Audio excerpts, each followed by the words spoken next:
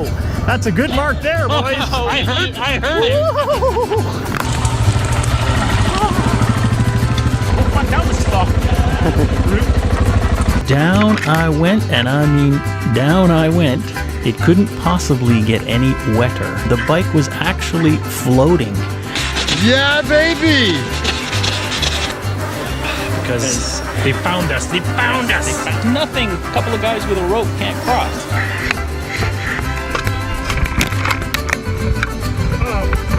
Tombé? J'ai mal au bras. Does it turn in? Perfect. Oh! No, he did say he secretly wanted to be a gynecologist. A lot of new openings.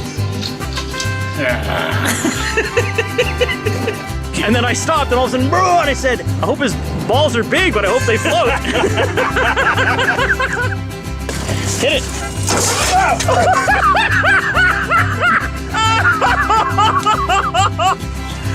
There was water in there. Dave is ingratiating himself to the staff. I'm glad you're finding that as enjoyable as I did.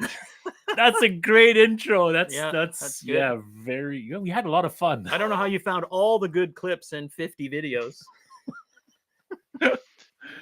So I would like to introduce everyone. I'm Dallas from the Traction eRag. We've been doing silly underground grassroots things for a long, long time. We had a digital magazine for a long time that has gone bottoms up during COVID. But the good thing is we've been doing underground off-road rides that sort of overlap that period. So now we're full-on off-road and dual sport riding. We're based out of BC and having lots of fun. I want to introduce these guys.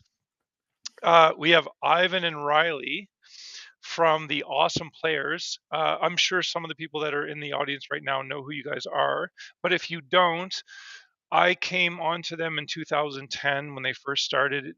They were OGs on YouTube. They got on there early. And then what happened was I enjoyed your guys' stuff because it felt like the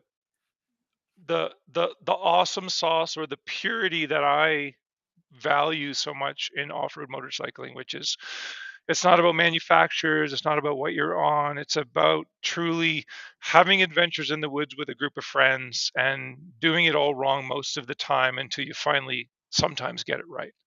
Is that a fair way to describe what you guys do?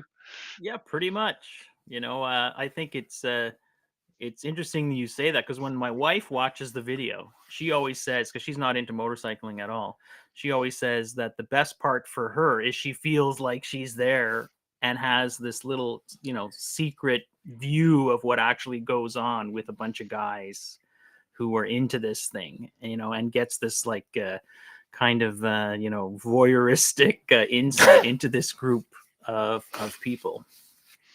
When we started the eRag back in, say, 2007 and 2008, social media didn't really have the rise. YouTube wasn't a really big thing at the time. And what the goal was for us was I wanted to capture the secret ingredient, the feeling of friends when you're riding off-road on the trail.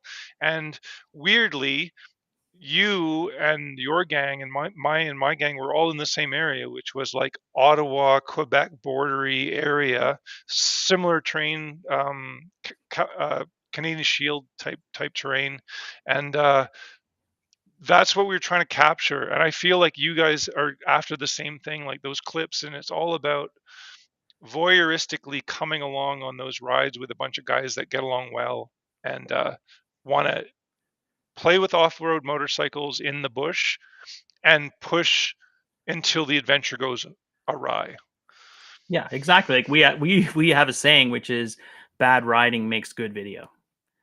And, because I think when you talk about adventure, I mean, adventure for someone who would be like an expert rider, they could come on one of our rides. It obviously wouldn't be much of an adventure.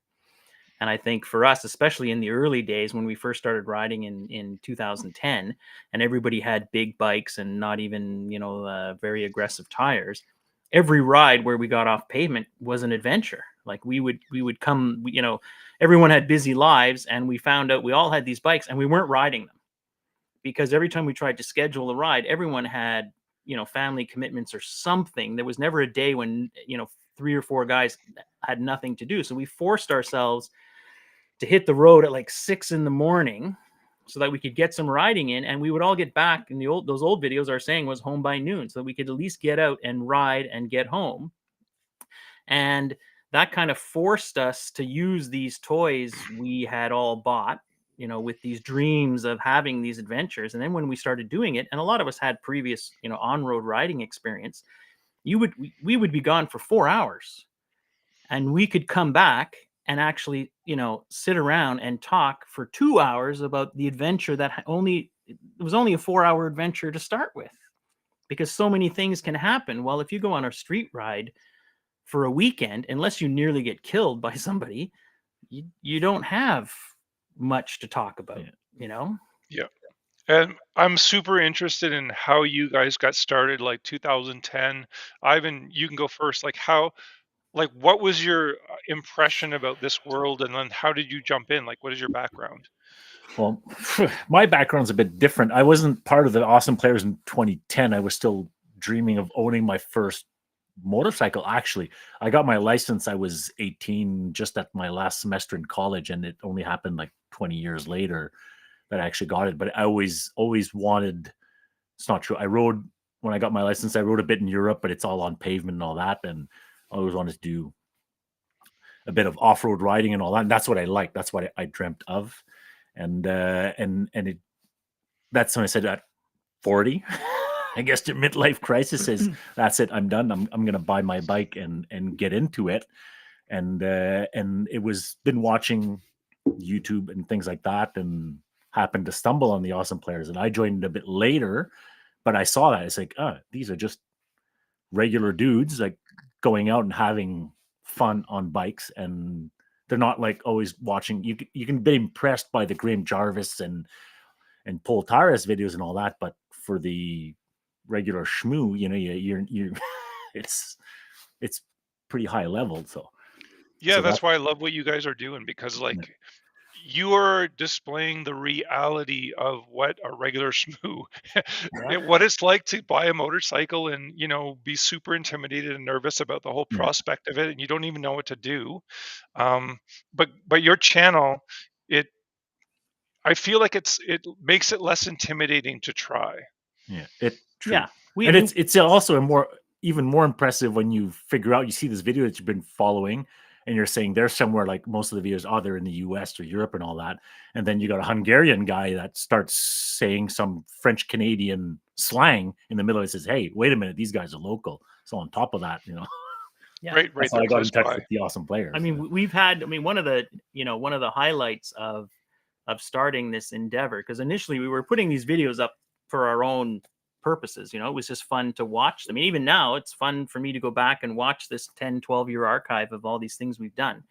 But over the years, man, I don't know how many times, I don't know if it's been 40, 50, 100, we've gotten notes from people saying either I have an F800 GS or a DR650 or whatever, and I never really took it off road or decided to go to an event or do anything till I started watching your videos. Or I watched your videos and I sold my Honda Shadow and I went out and bought a GS or a KTM or something and changed the direction of my motorcycling. And I think that's really cool. Like, I look at that and I go, yeah, so now you've, you know, because my street riding, which started in, 1987 or so, just kind of fizzled out. And all the guys I was riding with, it kind of fizzled out too, because within the circle of Montreal, we'd ridden everything 1,000 times. And then when we got into the dirt, we realized you can even ride the same route 1,000 times. And just by changing the pace and making a few different choices, it can still be exciting and an adventure without having to, jump on a plane and fly to Argentina. We don't call them choices. We call them bad decisions. Bad decisions, yes. And then you get in with a bunch of guys. And now you throw in the kind of groupthink mentality where, 5 people can make way worse decisions than one person. And you're much braver when you get to that water crossing. And you realize, like, yeah, if I was here by myself, there's just no way I would do this. But we'd all roll up there, and if nobody's going to say no, this is a horrible idea, then it's just someone, starts off, and then even if that's a disaster, everyone else now has to try. Because if you were you went in and fell over, it's not like they went, oh, that was a bad decision. Now it's like, no. I made a bad decision, or whoever, and now everyone else has to give it a shot too, I feel like the people that are telling you that they went and they sold their Honda Shadow and they decided to try what you're doing is the highest possible compliment you can get as a YouTuber, that you've actually influenced the course of someone's life. And of course, because you guys are doing this, and I've been doing this for a long time as well, just on the enduro side, it literally changes your life. Like being on off-road motorcycles changes your life. It changes your friend groups. It changes your relationships. So yeah, it's for me, it's the highest compliment when someone says something like that. The other thing is, I feel like when you go from a life of street riding and then you see the adventure siren song and you go to make that leap from pavement to gravel, people don't realize you can't make that leap alone. Motorcycling on the street for a long time has been a solo pursuit. Zen and the art of motorcycling, motorcycle maintenance. Like you're in your head, you're thinking about philosophy and life.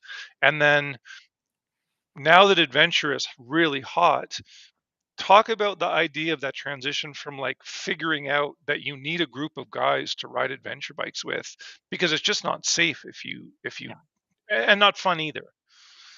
Yeah, like we came across, we were just riding, a friend of Mark and I were riding not too far from here, and I had just bought my 901, and I really didn't want to bang it up. It's still my pretty new bike, and of course, we ended up doing some gnarlier off-roading, and we came around a corner, and there was a guy standing there in his underwear beside a T7. And he was, so we stopped. You don't see that every day. No, you don't see that every day. And he was, we had a nice chat with him. And he said, well, I'm just overheating a bit. So I'm, taking off some layers. And we said, are you going down this trail or whatever? And he said, no, I'm by myself. So I'm turning around because I went down there and there was like a beaver dam and some water and whatever. And we said, well, we're heading that way. So he ended up, coming with us until we got down to, our destination. And I thought, yeah, it's a totally different mindset being by yourself. I mean, there's the safety thing and the courage thing. And now with, the addition of intercoms, not only are you, which I think is a big safety thing as well, the social thing now expands to while you're riding. When we didn't have intercoms, we would ride and stop and say, oh man, that river crossing was amazing. And we'd lose all this time because we'd have a moment and want to talk about it. And now with intercom, we can have a moment and just roll right through and talk about that moment and share, I thought I was going to fall. Did you see that rock? I didn't, as it's happening, which is, great. Yeah. I remember that time when we were doing the Classique and the guy with the F800 was by himself. We found a guy. We found a guy so stuck on an F800 in the woods by himself. And he wasn't part of the event. He just happened to be there, and he was separated from his buddy, and he had buried the bike in some clay, and we had sank to the axles. It was a monument embedded into the ground. We had, I think, nine guys on our team. We could not, with 9 guys, lift that bike out of the hole it was stuck in. We had to free this bike out, and then forever. Yeah, basically this guy had been trying, I think he said for like 2.5 hours to get. He was in his underwear too because he was overheated. The bike was overheating. Yeah. He was overheating. He was trying to get out by himself. He was by himself stuck. We hadn't come by there as a group and all that. He would have been done. Like that bike would be still there in the bush so today. It was crazy. We readjusted his clutch that was burning out, and we took him to lunch, and then he was fine. But some guys do it solo.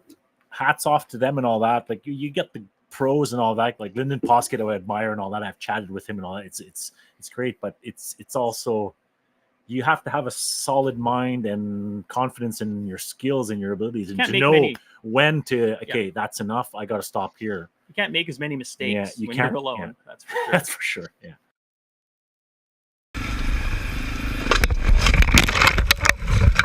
Oh, so tombé? C'est correct? C'est correct? He fell. Oh! What? He fell. He's backwards, kind of pinned under his bike. Holy shit. C'est correct? Ouais, j'ai mal au bras. He hurt his arm. Hey, Frederick. Coming back. It's got to... Coming back. It's got to sortir.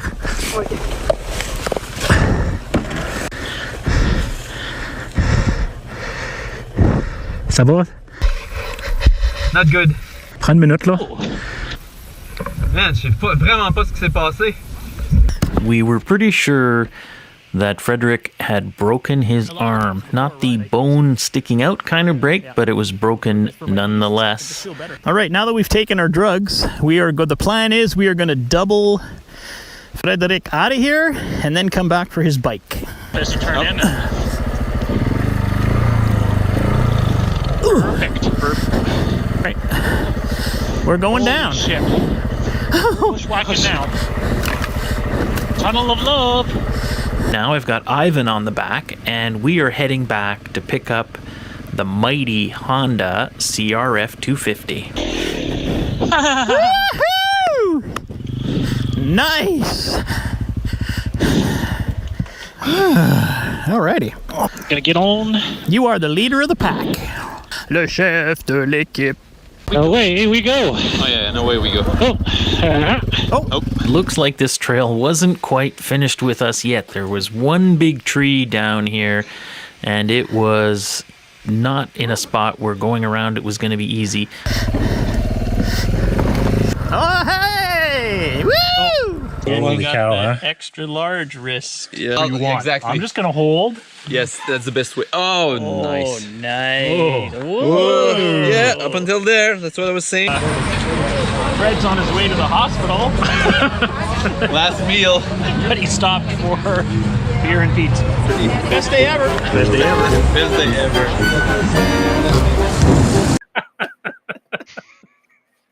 It's funny. Did you know? I liked it in the video. I forgot that Fred was the one cutting the branches off the tree and pulling on the rope with his good arm. So that was nice.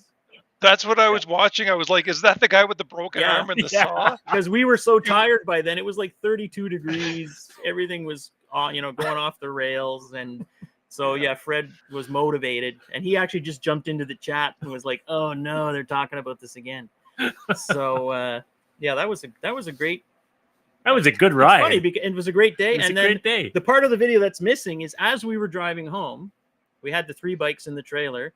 Fred lives right near the big fireworks Factory. manufacturer distributor on the highway. So every now and then they set off fireworks to test them.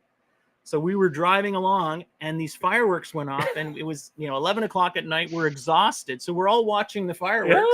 And then Fred goes, train tracks. And there was one of those train tracks Just launched. where you get air. So the truck went over it. The trailer got air. 3 bikes. 3 bikes. I could see the trailer in my mirror with the 3 bikes. We landed. They were well strapped down. So yes, that was a good day. Yeah, I see Frederick is in the chat. That's great. Yes. No, Fred is. You know what? That was. We hadn't known Fred that long at that point, and that's where we were like, yeah, that guy. This guy's a good not guy. a complainer, man. Yeah. Yep. Yeah, talk about that idea. Talk about like I love I'm fascinated by human psychology and behavior generally, but like talk about etiquette in a group. Like you guys don't realize that you're so far down this rabbit hole at this point. There's people watching that are not even close to doing the adventures or the type of adventures you're doing. And you don't recognize, or you may not recognize where you are. What would you say to them? Talk about etiquette and like getting into this and intimidation and. Well, I think it can be intimidating for people because when you have a group where people have been riding together for a long time and you get an email, like I remember when Fred reached out to us through YouTube, I think, and said, hey, you guys are local. Maybe could we go for a ride? And I had a little chat with him and I said, fine. And then I said, hey, Ivan, there's a new guy coming on the ride. He's going to meet us at the gas station near your house in case he's a psycho. Yeah, we sent them off to we met him at another address in my place. Just because we were like, not that it's ever happened, it was just so that, if the guy it doesn't pan out, he doesn't know where you live. And then we met Fred, and sometimes you meet someone like that, and for whatever reason, they just dovetail right into the crew, like instantly, and I think I don't think there's anyone that we ride with on a regular basis where it was like, oh, it took a year for them to fit in. Most of those guys, like Fred, was like a right fit. Our buddy Super Dave, he had his F700 with crappy tires, and we went on a ride with him, and we just kept doing more and more and more until we ended up doing a trail we call White Acres, which was a nightmare. And his bike's buried. His brand new bike is buried, and we're pulling it on a rope, and he's having a great time. And then the next weekend, you phone him up and say, "Hey, we're going on a ride. You're like one of the crew," because it's just a perfect fit. And I don't know what the background is, because everyone's like, I started this when I was 45. A lot of the guys are younger. We're all guys with families. Ivan's got 3 daughters. I have 3 daughters. Fred's got 3 daughters. Everyone's busy house and cutting grass and all of that. So everyone's kind of living, I guess, the same experience, and maybe that's why we all need the same thing to get out on a Sunday morning and just get away. And because let's face it, when you're bombing down a trail that you've never been down before, it's not like when you're on a road trip and you're on your Goldwing like I used to do, and you're thinking about life and drifting off into different thoughts. I mean, you're in that moment and you're focused on what's going on, and all the troubles of your day-to-day life, they might still be there, but man, they're not front and center while that's happening. What would you say to a man or woman that were, because I run into these people regularly as well, they're in their 40s or their 50s, and they're daydreaming secretly about trying an off-road motorcycle, knowing that's completely foreign to them. What do you think about 40 or 50-year-olds picking up adventure or dirt bikes for the first time? Well, how old were you when you started? Well, I wanted to start way before, but because of family and all that, you postpone those things sometimes. But I said, yeah, go for it. Of course, absolutely. And probably doing adventure bike is more of a logical choice than saying, I want to do motocross, or hard enduro, And it's like, yeah, adventure bike, you can ride on the road, you can do it mellow, and you can choose your level of riding what you want. Like, adventure riding is the ride that you make. It's like, just get out of your comfort zone a bit. On the pavement, if it's like your daily commute to work, it's not adventure riding. It's kind of boring. But saying, hey, that gravel road that heads down to wherever, I've never been down there, not even with my car. Maybe I should just go down there, and start there. Yeah, absolutely get into it, and take the bike you have. It starts there, and then after that, you say, hey, I like this more and more. Maybe I should get something that's more capable and get into it a bit more. But yeah, why not? 40, sure. Yeah, like I started at 45. Last year, I helped. There's a ride here called the Ride des Débutants, like the beginner's ride. And I went on that last year just to be a sweeper, like a helper. And, we did, I was the sweeper on like the easy ride. And it was amazing because, all of these people who had, little to no experience, we did some interesting little trails, nothing super hard, some gravel roads, and then some kind of ATV trail, but it was a little slippery. And, I almost felt envious of these guys because they were, having this amazing experience, and it had nothing to do with that the terrain was killer or whatever. It was because it was like that first time experience, like when someone tells me they just got their motorcycle license and they got a bike, I'm like, oh man, like that's the best. Like, I envy you. And they're like, what do you mean? You got this super nice Euro bike with all the whatever. And I'm like, yeah, but that doesn't matter. You got your burned out Honda. This is the best because you're at the beginning, and, seeing those people, in that one day, just the transition from being scared of the wiggly feeling on a gravel road to within a day, zooming along at 70 kilometers an hour, nothing crazy. And you just go, wow, like it's, and how some of the people were so proud of themselves at the end too, because it's like, oh man, like I've overcome, because let's face it, when you're doing that, there's anxiety, right? And part of it is, if you can overcome that and without getting hurt, then it's a win, And I think that's why we, after our rides, when we sit at the terrace and have a beer afterwards, you didn't accomplish anything in the concrete way of building a house out of bricks, but I mean, you do feel like, oh man, we went out and we overcame obstacles, and a lot of the times we had to work together as a team to get it done. We couldn't have done it on our own, and something broke and we fixed it, and we cut down we had to cut down a log and move a tree, and you just you just get a feeling that, like I said, I rode on the road for 20 years on Goldwings and stuff. I enjoyed it, but I never had a feeling like that ever, in Yeah. that. Yeah, I don't think lay people have those types of adventures in their lives in this modern world ever, or very rarely. And usually if it's that kind of adventure for a layperson, it's a traumatic event in their life, where we do this every weekend and have all those adventures, and it's not only is it a good time that we all look forward to, but I think it changes the way that you approach daily life, and it makes you a stronger, more resilient person in general.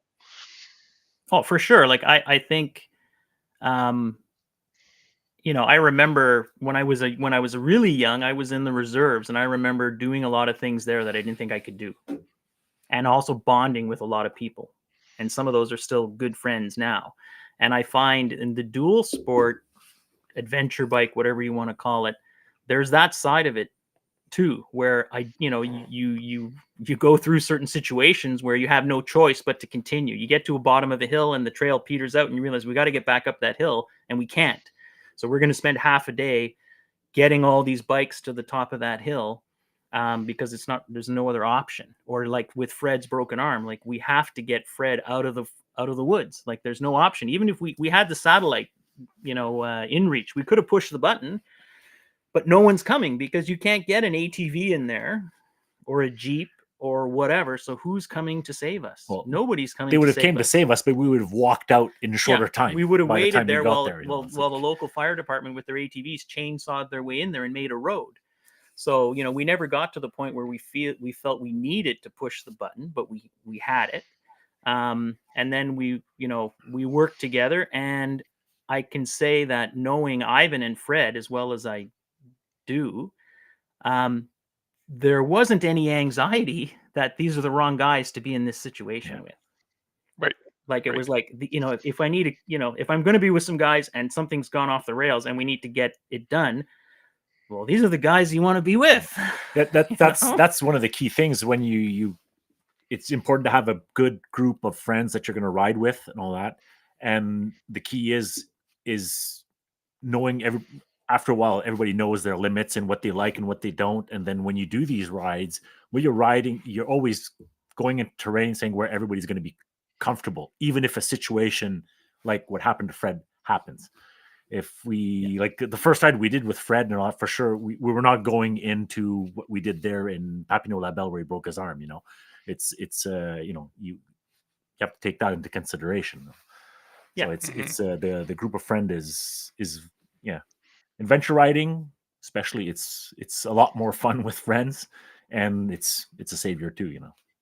Yeah, 100%. We've been doing this for a long time. We've been putting on rides and hosting rides for a long time, and we went down a rabbit hole of elitism for a while as young men in our 30s. And I think, I forgive myself for that time because we were in our 30s, and we felt like we had something to prove, and it was elite, and we wanted to push and push and push. And it was like only the hardcore people could survive with us for a period of time. But now that I'm older, I'm in my 50s now, I've reflected, and what I like the most is what you said earlier, Riley, which was I love to sweep new riders or get involved with newer riders, because I don't like the way that, and I don't know if this exists in your community or not, so we could talk about this. I like the idea of, or I didn't like the idea of, the way enduro riding works is that you get invited to a ride, and the men on that ride are going to try to kill you, and then if you don't complain and you survive, then you're okay. But Right. the problem with that for me is that everyone doesn't survive and everyone doesn't have a good time, but it scares them away from coming back, because it's like, I don't want to do this, and if this is what this is not for me. And they don't get a gentle entry into the sport where they stay. They get a really abusive entry by a bunch of intolerant men, and it's just no fun. So we've changed our perspective 180 degrees into the idea of like, what's good for the sport. And what's good for the sport, in my opinion, with enduro and adventure, the rise of all this stuff is just fabulous, in my opinion. It's the idea that we give these people a great entry into the sport so they stay and the sport grows and we can be legitimized, instead of a bunch of weirdos, a bunch of dudes out in the woods riding dirt bikes, which it used to be 15 years ago. Maybe 20 years ago, it used to be that weird. But now it's almost acceptable to ride an off-road motorcycle as an adult. Yeah, and I think especially on the adventure dual sport side of things, because it's not an extreme sport. Like the groups like Ride Aventure and those who've worked hard with the ATV clubs, the Federation of Off-Road Motorcycles here in Quebec, that's gotten it opened up so that a lot of the we can use those trail networks that are created by the ATV clubs. A lot of that's about saying this is not a young guy on a 2-stroke 250, wearing work boots and a plaid shirt going 1,000 miles an hour. It's a 50-year-old guy on a BMW who's going to putter down through your trail network and wants to explore, and he's not tearing it up, and he's not going 1,000 miles an hour. And that's really the group that's kind of in that adventure segment. And that's where, you go ahead. Well, that's where groups like Ride Aventure, and Moto Trail Aventure did a lot of work on that in the past, about bringing people into the actual riding side of things, because the bikes are selling. That's for sure. If you look at the sales numbers, that's, those numbers are there. But getting people actually out there, actually using the bikes, as and there is, even in that community, there's the whole, people just buy a GS, put big aluminum bags on it, and drive it to Starbucks. There's kind of a snobby thing there. And as a guy who had an 1150 GS for 10 years with aluminum bags and never went off road, I totally see where that's coming from. And it was a great bike for what I used it for. But I think those people are just really missing out. I couldn't agree more. We're going to take a really short break, and when we come back, I want to talk about the organizations that you ride with. I want to talk about La Classique and how valuable that ride is, and the history of that ride, and why it's so important in your geographic region. So short break, and we'll be right back.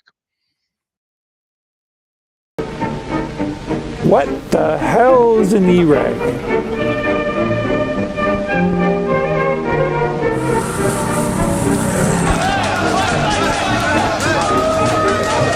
Oops! Hello, ladies. Well, we don't have this technology in Europe. We just piss ourselves. Well, this looks a little weird. Two of them make up the ingredients for a soul casserole. I'm so excited, I've just wet myself again. Traction eRag. Traction eRag. Digital magazine called the Traction eRag. So what is an eRag? For a decade, we published a trashy magazine called the eRag.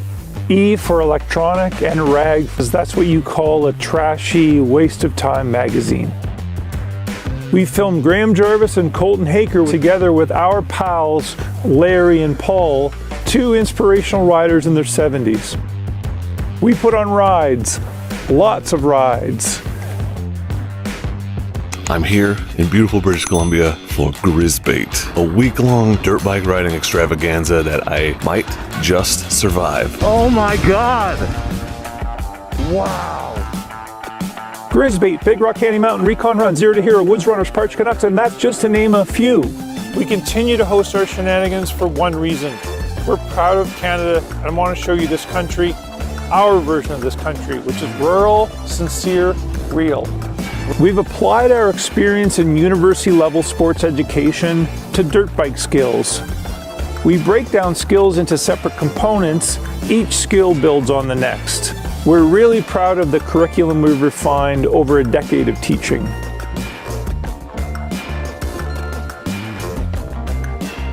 So what do you think? Come play with us in the BC mountains and we will show you the time of your life.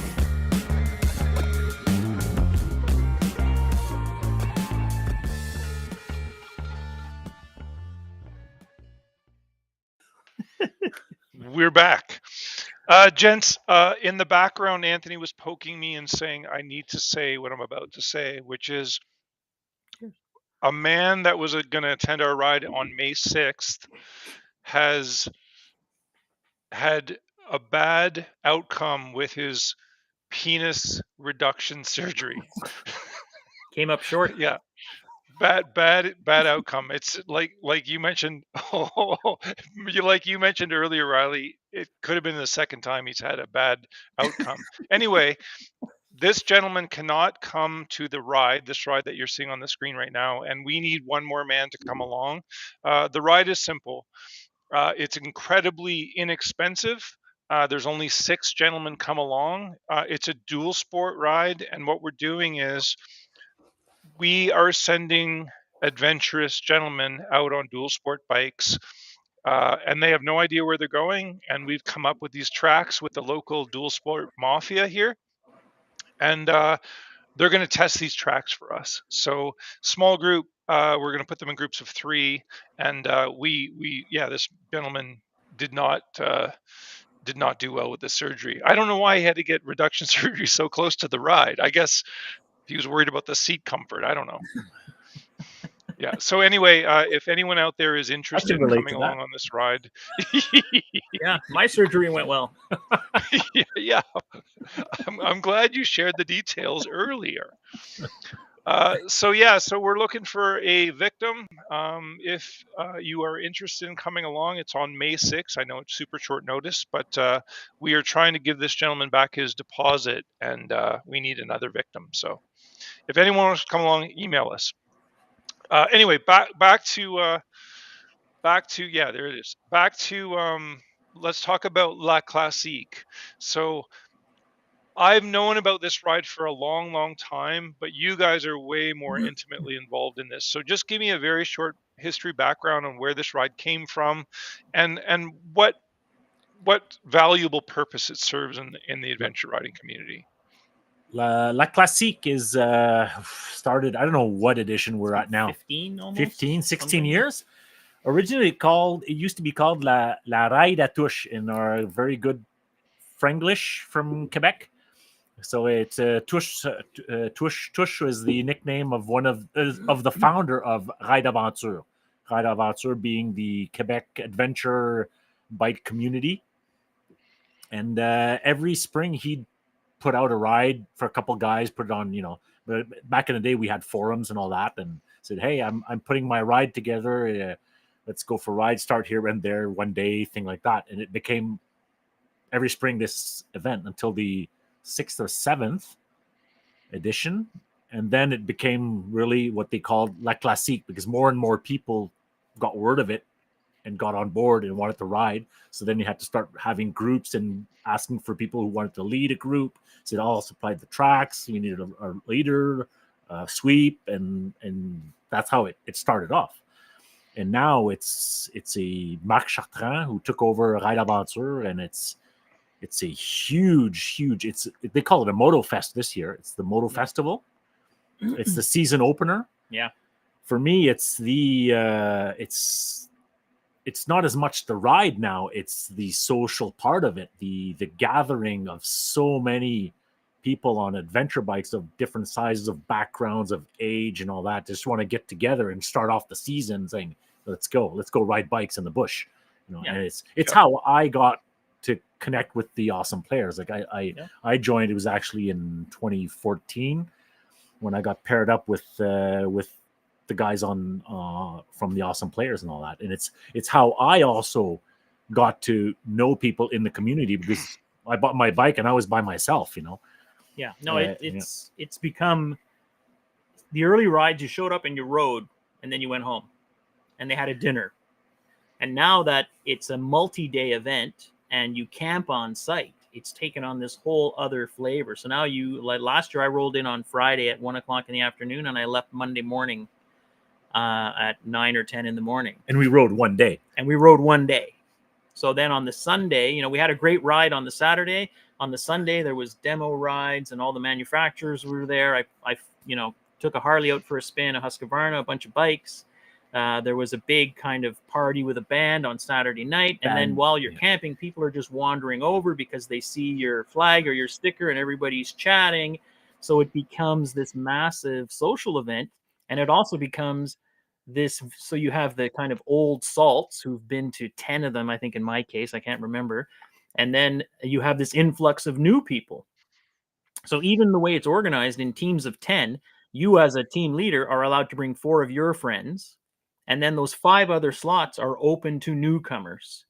Because in the old days, I would know 10 people, I would fill up my team and the new guys couldn't get in anywhere. So now it's specifically designed by Mark and his team to let new people get in and get out there and get some experience and make contacts. That's the thing, how shows that how the adventure rider community has just grown so fast, is he had to do that to say teams, you could be maximum 5 and then 5 others are people that random that sign up, because people were starting to complain. This is, I'm trying to sign up and I can't get in there because all the teams are already full. Yeah, right. But okay, so there was no way for the newcomers to actually get into the ride. So that's where that came in. So it tells how big this, and we're talking, it's growing. I think last year was 40 plus teams on Saturday of 10 and 40 plus teams of 10 on Sunday. We're talking like 800 plus riders. Yeah. So the scale of it, I mean, it's really fun when you show up there, because you know when you roll up when you're meeting at Tim Hortons and there's your 3 buddies' bikes and you feel great. Oh, there's my buddies, they're already here. When you roll up to the Classique and there's 400, 500 bikes, 500 bikes, and those are your people. Yeah, it's awesome. Yeah.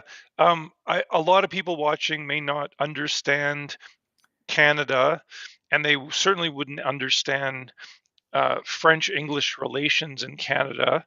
And early on, when the Classique was on the rise, I lived in Ontario, and for me, because I speak high school French at best, badly. So for me, there's this like dark curtain on the Quebec border, and I know, and early during that time, I didn't spend a lot of time in Quebec, so it just felt like this dark curtain that I didn't know what went on. And then when I heard about these rides, I was very intimidated as an English speaker, not able to communicate in another language. And I had all these fears that were, obviously unfounded, but they were real at the time. I wouldn't be accepted. The French people would be rude to me, blah, blah, blah, blah, blah. And the Classique is growing. So for people that are watching that don't understand, like, talk a little bit about the French English thing, and then like why the ride's so good, and like who attends it now. Well, I think the French English thing is just a non-issue. I mean, my French isn't great. I mean, I'm from Saskatchewan, and it's not an issue. I mean, we've had bilingual kind of teams pretty much every year that I've done it, and it's not an issue. And during the registration process, like if you showed up and you really were that unilingual Anglophone that doesn't speak any French, they'll just put you on a team where certainly the leader is bilingual. Yeah. So it's not an issue. And when you're at the campground, you're just hearing everybody speak whatever language they want. I mean, it's definitely not a thing. But I can understand there's trepidation there of showing up. There's already the trepidation of showing up at this massive event, and especially if you're a newbie. Yeah, for sure. And then throw the language thing on top of it. But that's a non-issue. And I think if you're open to just walking up to somebody and saying, I have the same bike, how do you like it? You're in. Or right. What tire is that, or jacket or helmet or whatever, man, that's all it takes, right? I mean, that's the way motorcyclists are in general. And then throw it into the cauldron of the Classique, where everyone's in this amazing mood. It's super well. And when you're at that size of an event, people are not there for the language thing. We're all there for one reason, is to ride bikes and have fun, So yeah, at some point, like most of Quebec and all that, they're bilingual. People will make an effort to speak in English if they can and all that. And now also with the years, Mark has made it like he knows that, and he wants to attract people from the outside, like people from Ontario, the US, and all that come now. And as the questionnaire, when you want to sign up as, first of all, a group leader, they'll ask you if, besides you, do you know first aid and can you extract Fred from the bush because he has a broken arm? You know, do you speak English and French? You know, and then people, when you sign up, they'll point to teams that, okay, they have a bilingual team or it's more French or English or whatever. So it's not really a problem anymore. You know, everybody gets along and manages, and it's a great event. You know. I think it's important that people understand that, because I remember feeling that way as a Canadian from Nova Scotia, moved to Ontario, wasn't sure about Quebec. Now, since then, I've had some of my best off-road motorcycle experiences of my life in Quebec. We've done rides in Quebec, and just like memories that like unbelievable passion and motorsports community there, and such friendly people, and like I've had a blast there. But I do remember that intimidating feeling about looking stupid because I couldn't communicate with people, and it's just the unknown. So anyway, I'm glad you guys spoke to that, because I think people that are in New England, like in that geographic circle, that they could attend that I would highly recommend it. It's just, what an adventure. Yeah, we got a buddy, Peter Rollins, who came up last year from Maine, and he did the event, and he's coming back this year. He had an amazing time. Yep. Cool. So anyone listening, encourage you guys, look it up, go check it out. Good people, and I love the fact that it's building this community and building the sport of off-road, because I remember the days way back when this was not happening, and off-road, you were a pariah. Like it was not a thing. The problem is getting in. Probably right now it's probably sold out for this year, definitely. And another evolution of the event.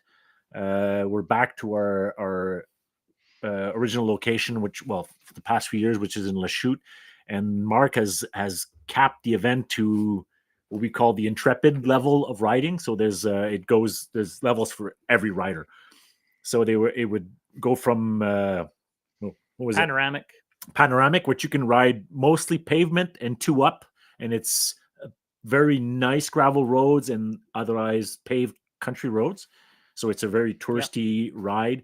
And then to intrepid, which is some easier quad trails, I'd say, and a little bit of rough stuff, but manageable. Like not your first season of riding, and in between there, you've got the classic. You've got everything. Classic Plus. You got 4 levels, and this year the extreme, which was the hardest level, and the Big Bertha, which was basically the extreme ride for big bikes. Yeah, people with. He's moved those into a separate event, so there will be Classic X in the fall, which will be the more hardcore. And that's going up to another region, though, to have for the terrain and all that, which is same where they had the KTM adventure rally for a couple years. Since that moved to Calabogie region, so they're moving up there. But so there's events that's probably still open. Yeah, but the thing to remember is that even if you're not registered to ride on one of the teams, you're still able to show up and do the demo rides and participate and kind of the the spectacle and the manufacturers and everything that's there. And there's also self-guided rides, I believe. So just because you didn't make it into one of the teams, there's no reason you can't roll in there and just spend the day. Yeah, like we said last year, we did 1 day of riding, and we spent three and a half days there at the event, just because there was so much of other things motorcycle related to do. And Horizons Unlimited's there this year as well. So the kind of world traveler overlander motorcycle community that's the biggest group of them. Horizons Unlimited, they're going to be there, which means if you want to show up and listen to people talk about their travels, there's going to be seminars and presentations in English and French on both days. So even if you're not going to do any riding, you could show up and watch some very interesting people talk. Cool. Anthony is cueing me in the background. He said he wants to run another video, so hang tight. We'll be right back. All right. Suffering butt pucker when transitioning to gravel? Can't make friends with a big unwieldy bike? See a great trail but lack the confidence to commit? Getting in over your head in the back of Beyond? This is the world's first hybrid enduro to adventure cross-training camp.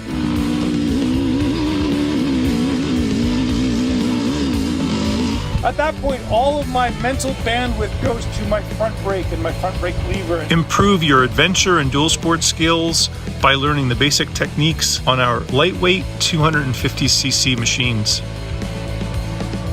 Last year, Dork and the Road traveled with us on our legendary Grisbait ride. Good morning, friends. I'm here in beautiful British Columbia. Forgot to put my goggles on. There we go, bro. After spending a week on small bikes, Dork really leveled up his off-road riding skills. His experience with the Traction eRag completely changed his perspective on both what he and his bike were capable of. Boy, have my eyes been open as to what's possible, what's rideable. So worth it to get outside your comfort zone. This fun 5-day event is designed specifically for dual sport and adventure riders who are transitioning from street riding to exploring the dirt. This unique approach of small bike training to learn big bike skills will fast track your abilities and confidence both on and off the road. This is the perfect combination of training, riding, exploration, incredible scenery, great food, and good friends. After 5 days with us on small bikes, you will surprise yourself as what you are actually capable of. Follow the link to apply. These special events fill up quickly, so apply now. Hey, Pete. That's We're cool. back. I definitely want to talk about that later with you guys, the XT80V idea and what we want to try to do in 25 with you guys. But I want to take two things. One, I'll have to send Dork on the Road to La Classique. He would enjoy the culture. It's a completely new thing for him being in French Canada. So I think that would be cool. We should work on that. We'll have a douche rope for him. There's lots of dorks. Yeah, cool. Yeah, he'll be among friends. That's for sure.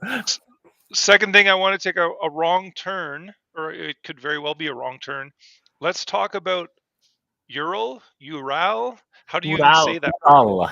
I don't know. Every time I make a video that has that bike, I get a lot of comments about how, yes, I get a lot of comments about how I mispronounce it. Yeah. But I always respond that I also don't say Mexico. I say Mexico.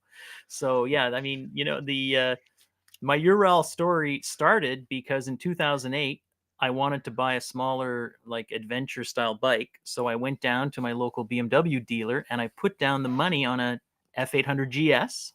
And before the season started, I got a call saying they were not going to bring any F800 GSs into Canada that year. So I decided to buy a Ural and keep it for one summer as a lark and then get rid of it. And then my F800 was coming in 2009. The F800 is gone. The Ural is still in the garage. So that's the one bike where there was a couple of seasons I didn't ride it much and I went to sell it. And that's the one bike my wife has never let me sell. And I don't do a lot of hardcore off-roading with it. It doesn't even have a skid plate on it. But that thing is just a smile factory. Like, you go to Costco, and when I bought it, people said, better leave early, because when you walk out to your bike, there's a bunch of people there. And you get either people who don't know what a Ural is, who love it, or you got people who know what a Ural is because they're from the former Soviet bloc or whatever, who go, why would you buy that piece of junk? Like, as soon as we were allowed to buy cars, we stopped buying that garbage, it's just a fun making machine where you go down a road with a 90 kilometer an hour speed limit. And if you can keep it at 90, you feel like you're right on the edge. I mean, you're leaning into the sidecar. I've worn all the paint off the lip of the sidecar from putting my body into the sidecar on, one turn. And it's more like sailing a boat with, hanging off to keep the thing from capsizing. And it's funny because my director, who just retired about a month ago, he has a motorcycle permit and all that. And he goes to visit his in-laws in the US and all that. And his wife loves to go for motorbike rides because her brother has a 1200 GS and a Ural. So he says, I'll take my GS. You can take the Ural with my sister who loves and all that. And he says, I do it just for my wife, but that thing always tries to kill me. Yeah. He says it's a horrible machine. It's a scary machine. And I don't know what's with it, but it's funny because I sent you that ad for the one on Facebook Marketplace for sale. And all of the bikes I bought, my wife has kind of frowned upon it, it's like whatever and all that. But when I show up at Ural, says, "Oh, that's cool." I said, she would have said yes, probably right away if I said I'm buying a Ural. I don't know why, but anyways, it's this funny thing about this bike. It's if you let your wife ride like I did a week in Northern Ontario with my wife up in Manitoulin Island, and after that week, she said, "I will never ride on the back of a motorcycle again." Right. And you can make sandwiches. It's the only bike I've ever owned where you're actually riding and the person beside you is making sandwiches. And you can carry lots of firewood and lots of beer. Yeah, it makes packing easy. You got to make some of those camping videos get out. Yeah, there. we have a whole bunch of COVID camping videos I haven't put out yet where we have some Ural content coming up. It sounds like, once again, being reduced down to what motorcycling is supposed to be, just like absolute joy. Yeah. We actually did a trip where it ended up snowing a bit, where Ivan was on his 690, our friend Jason was on a EXC 500, I think, at that point, or was he on his 640? And I was in the Ural, totally non-compatible bikes in terms of speed and ability to traverse terrain, whatever. And it was still a great trip. So that's the thing. I mean, because you got to haul the beer, yes, and all the stuff, and all the firewood. Even now, we ride. We did a lot of remote camping trips during COVID, and one of our buddies, Fred, it has a 250 Honda, so we just put Fred in front, and he just keeps it wide open, and on those big gravel superhighways in northern Quebec, and so you could have a bike that has 100 horsepower, and you're riding with someone who's got 27, and it doesn't really matter. It all just works out. But it's better with Toms. I have to put a shout out to Pat, who was with us. Yes. Pat was one of my long-time buddies, and he commented, it's true. The first time I actually rode a motorcycle was on his farm. They were having to go at tractors and combines and shit. And I took one of his motorbikes and had a rip. And anyways, and he was with us on that trip. And we have our Cena comms, and when they work, they're great. And we're all talking. He's the only one that's not on comms. And we're on these forest roads where you can go really fast. And he's a race guy. He did the Canadian Superbike Championship when college and all that. Yeah. So he got into the adventure bike scene and all that. And he says, "Why are you guys slowing down so much and all that?" Well, you're not on the comms, so you don't know that Fred is telling us to slow down because he's maxed out. That's it. And he goes, "Oh yeah, that makes sense. Okay." Yeah, so if you want to talk about Honda quality, you can take a 250 Honda, fill it with luggage and 80 pounds of gear, and run it wide open throttle for days on end. So that XT ADV video that we saw is a concept that we have witnessed and come about over a few years. And the concept is, we've been so far down the hard enduro rabbit hole for so long. When we've resurfaced and adventure has blown up around us, unbeknownst to us. So we decided to put some big bike training days on.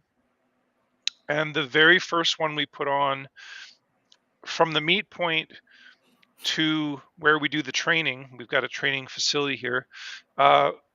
Normally it takes 10 minutes to get the group up there. With the adventure group, it took an hour and a half of yard sale after yard sale after yard sale. That's how far disconnected we were from the reality of riding an adventure bike off-road for the first time, or new to it. Yep. And I was in shock for months about that experience and thinking, what's happening right now? Like, how are we going to change this? And what we realize is that when you get bit by adventure bike marketing, they sell you a fantasy. And that fantasy is, if you buy this motorcycle, you're going to get to do these things. And the person on the bike makes it look really easy. and now they're not to go down another path, but now they're putting Paul Terras on a whatever he rides, and like it's ridiculous the fantasy and the lies that are being sold by the marketing. But people get caught into this, of course, and I'm really happy that they're trying adventure. Like, I couldn't be happier that people want to actually do that thing. But there's a real disconnect between buying the motorcycle and buying all the gear and then going on a gravel road for the first time, or an off-road 2-track for the first time, even scarier. So we decided that we are, I guess, two things. One, the problem that they face are that the consequences of learning to ride off-road on a new 901 are so high financially, because we saw plastics coming off those BMW. Like, it was insane. Like, windshields broken, and they didn't even get to the training area. And I was just like, this is horrible. So there's high financial consequences of learning to ride off-road on a $15,000 to $20,000, $30,000 motorcycle. But worse, the consequences to your body when you drop that big machine could be catastrophic. I mean, a broken bone is one thing, but a broken femur in the middle of nowhere is really, really bad. Yeah. So what over all this experience with enduro bikes, it took me a while, but I realized that those men and women should be learning to ride dirt bikes off-road first, because all of those skills translate up the food chain. So I've seen a trials rider get on a BMW 1200 for the very first time. It was like an alien craft to him. And within probably 2 to 5 minutes, he was doing shit on that bike that I was losing. Like, he was trying to do stoppies on this BMW. And I'm just like, oh my God, nobody, like, this is insane. So trials riders, which we consider the best two-wheeled riders on the planet, the weirdos with open face helmets and onesies, they're the best in our opinion. And then it goes up the food chain to, say, riding a Goldwing, like, as far as, like, you're going down a straight flat highway and you don't really need a whole lot of technical skill. But the skills translate up, but they don't go the other way. So you could learn to ride your 901, but if we put you on a trials bike, you'd be on the ground most of the time. So that's where we came up with XT-ADV. We're taking adventure riders, we're putting them in our intensive camp. We're putting them on 250Fs. I don't know if you guys know that motorcycle. Yeah. Air cooled.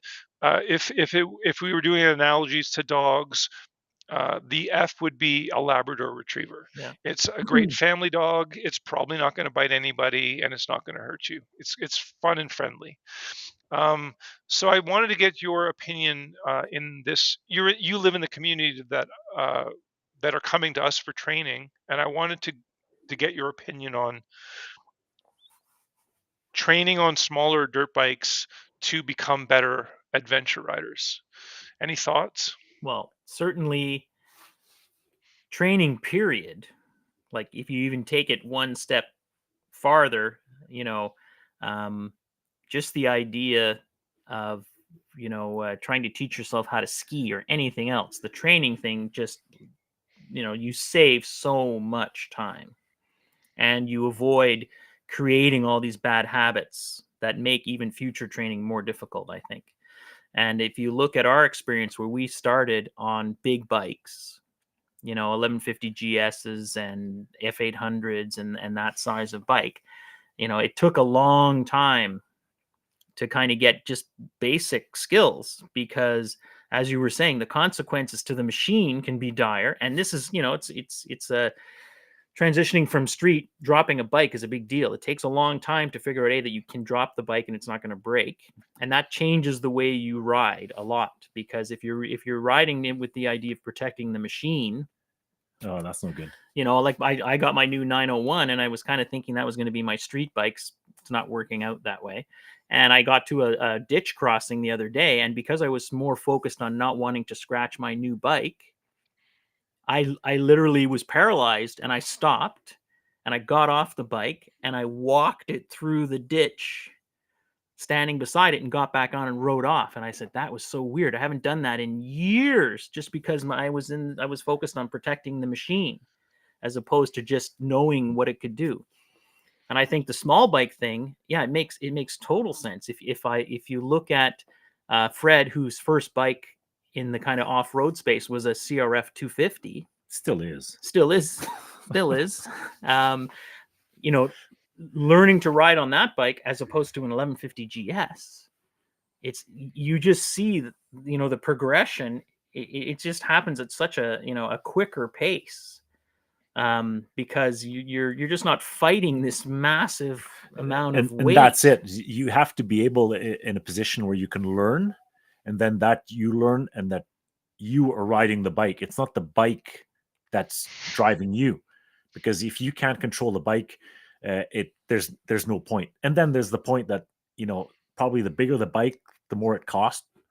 And right away you have to erase from your mind that, oh, I want to keep this like road bike style where it's nice and polished and shiny and not a scratch. Forget it. If that is one of the first things too, is that I tell people is, if you're worried about putting a scratch on your crash bars, like putting crash bars on your crash bars, forget it. Don't even go into the off-road world. You're after a bad start. And then if you can, like, I know the dream bike is your 901 or your 1200 GS and all that, but especially the last few years, they don't lose any value. The price of these machines is insane. Buy a smaller bike for a year, learn on it, crash it, and you'll sell it for 80%, 90% of what you bought for it, and then move on. But learn to ride the bike and not the bike that's like riding you.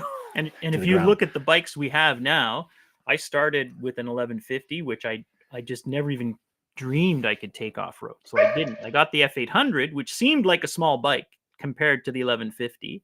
And then I bought a 701. And Ivan has recently bought a 350. Pat, we ride with, recently bought a 500. Jason, we ride with, recently bought a 500. So a lot of people we know have been downsizing in their bike choices over the years. And if you're in the perfect world is multiple bikes, because no one wants to drive an EXC 500 to Toronto to visit grandma, in 5 hours on the highway. But as you kind of get, into more challenging off-road terrain, you realize, this bike is really limiting on what I can do, because I'm never going to be one of those superstars in the Yamaha commercials. Yeah, that's I think one of the big mistakes that the manufacturer is doing right now is it's great. It's impressive. I admire Paul Tyrus and all that, and Chris Birch on these big bikes and what they do, but it's totally unrealistic of what they're doing. It shows what the bike is capable of when you have an awesome rider on it. But for the guy thinking, I'm going to do that and maybe achieve 50%, forget it. You're not going to get 5% of what that guy's doing as a beginner on one of those bikes. It's not the bike, it's really the guy that's on it, and the training, sure. The training is so important. Is that shortcut? I when I used to ski, I skied with people who never took lessons, and I saw how long it took them to be good at skiing, as opposed to people who took a lesson and after one season they were decent skiers. And I think motorcycling, off-road motorcycling, as opposed to the Goldwyn thing where you take your course, you get your license and you're riding around and maybe you do a course at some local club or something, adventure biking, dual sporting is a sport. Yeah, I don't think people can understand the complexity of riding off-road in technical terrain on a motorcycle. Like there's a lot to learn, and the consequences are high. And what bothers me about the whole thing about the big bike is that you have one bad experience on a big bike off-road and you're probably not going to go back, because if you haven't made that choice yourself, you're who's the luggage. Well, I like having all my stuff, and one tip over in a sand pit with 0 damage, and the person has a realization that, oh, this is not going the way I thought it was going to go. And I guarantee you, if that first experience had been on a little 250 naked bike that weighed 185 pounds, where they weren't trapped under it and needed someone to lift this machine off them, the whole thing would have gone in a different direction for them. And that person never went off-road again, as far as I know. The dream died, and that was that. The advantage of the off-road, like the enduro culture, is that there's an expectation that you're going to drop your bike a million times. You're going to crash. Like that's just part of the expectation and the culture of riding enduro bikes off road. Where I feel like, especially talking with you guys, it feels like that expectation isn't built into the culture of riding. A brand new 901, and people are just terrified about scratching their crash bars, which is even crazier. Well, that's why the protection thing, where you say, someone will say that bike doesn't need crash bars because of the way the gas tanks protect something, and people are saying, yeah, but the plastics, they're not worried about the crash bars protecting the bike and it being disabled. They're worried about the plastics getting scratched. And then you go, man, that's going to be a tough moment. I mean, you see these pictures and people comment on them. Someone will go on a course for people who own big bikes, and at some point they fall, and then the bike's fine, and they'll take a picture of them just sitting on the bike, laying on its side. And people will say, well, that's kind of a stupid picture. Like, why are you so proud of the fact that you fell, and now you're taking this picture like you shot a rhinoceros? And it's because they've made that transition to realizing, oh, my bike fell down. It's not the end of the world. Yeah, it's like when I went to that Triumph thing in Tucson.